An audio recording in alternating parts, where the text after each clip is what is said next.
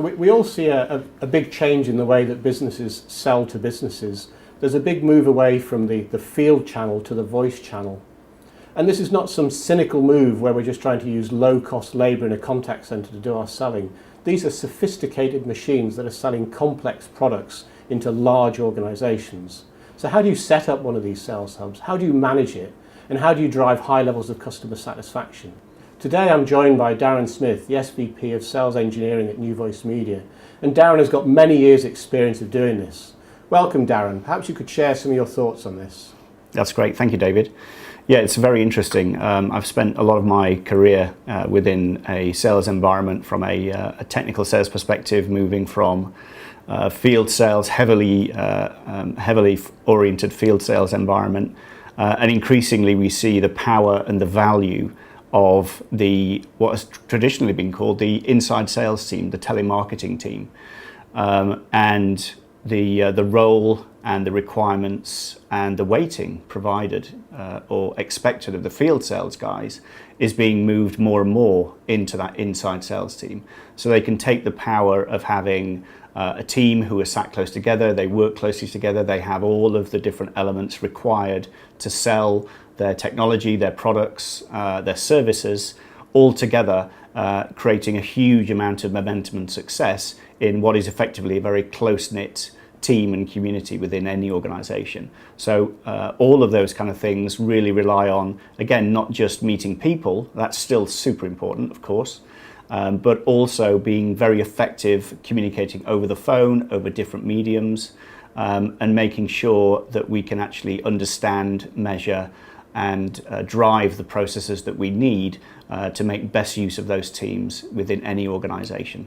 So that sounds like a really heady mix of people, of the process you want them to follow, and the technology they have to use. These three things need to come together. What would be the number one thing that we should start thinking about when we begin building one of these sales hubs? Yeah, I think the key things are, apart from having obviously the basic technologies in place, so your CRM environments, your telephony environments, your analytical environments, and all those sorts of things. Having all of an understanding of your processes, what works for you, and that's not an easy thing to understand. How do you know, for example, that you need to contact a customer for a certain number of times before you abandon them and move on to something more important or something that has a higher priority? Understanding what works for you, understanding how you can apply market best practices in all of these kind of things. There are lots of areas that you need to understand, first of all, about your business, but then having the tools and techniques to understand that insight and then turn that into behavioral processes, and having all of those kind of things in your hand so that you can not only ensure that people are executing well, but they're following the processes, they're continuing to improve, and you are continuing to improve and understand your processes so that you can be even more successful. That's interesting. Could we drill a little bit further into when you talked about behavior, and I want to link that to the insight piece. So I have a team of people, they're sitting at desks, they're using the technology, they're making calls, but you're actually starting to say there's something a bit more important here. It's about their behaviors, it's not just about the things that they do. Yeah, so we do focus a lot on outcomes, and it's typical of any sales organization that you focus on the outcome. Did we make the sale? But understanding how you got to that point is equally as important, because we're no longer in a situation where I can hire a whole bunch of young, passionate, energetic people into a sales organization, run them through a 2 or 3 week boot camp, let them wild into my customer or my prospect base, and then look at my reports and dashboards in a quarter's time and hope that we've had success.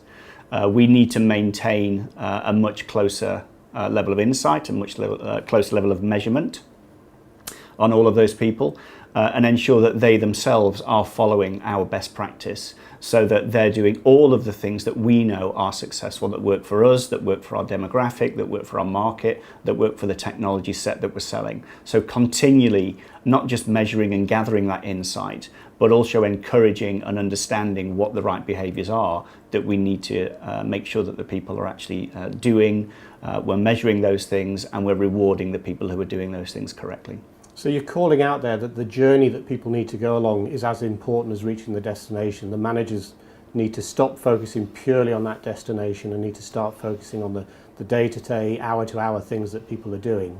Yeah, that's right. I mean, the destination, again, is the destination. It's where we want to get to. We want to make sales. We want to be successful. We want our customers to be successful. But understanding whether or not you're actually tracking along that road in the right way, it's not a binary decision. It's not we either succeed or we fail. We need to understand how and why those things are working or not working. So having the right measures, having the right behavioral understanding in place is a massive part of that process from end to end. So if I start day one of my quarter, I understand what my pipeline looks like, how my forecast evolves, and I can have a much more accurate insight into how successful I am going to be at the end of the quarter, rather than just hoping and praying that things are going and using those sticks to beat the sales guys with. So if I was to pull together the people, the process and the technology and call it a sales stack, what we're actually saying here is to be successful in a sales hub, you need to make maximum use of your sales stack, not just the individual components. Correct. Yeah, I mean, the people are important, obviously, but there's a lot of things that you can learn, you can refine by understanding your processes and refining your processes, using the insight, using your behavioral techniques, by training and equally using the technology to understand what's actually going on, how you can influence people's behavior using that. And again, continually having that insight cycle, gathering the information, understanding what's working, understanding where the holes are, understanding where the process needs improvement, and moving all of that forward. So you have a tremendous snowballing effect of your capabilities by following all of those things continuously. And indeed, we've seen with one particular customer that to be measured successful, it's no longer about hitting your target.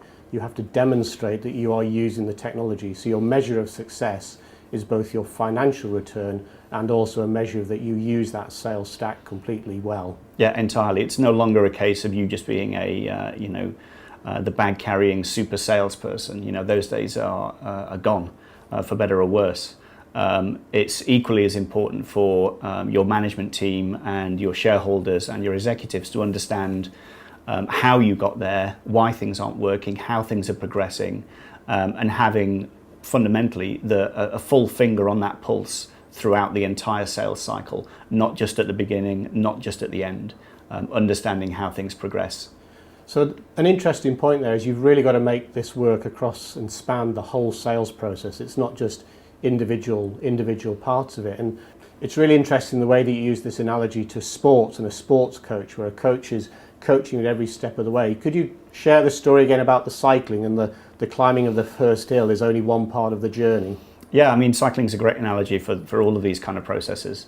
And there's a whole number of ways to think about cycling. You can think about, the big one-day events that take place in Belgium and in the Alps and those kind of areas, where the cyclists are traveling for like 200 kilometers or even longer.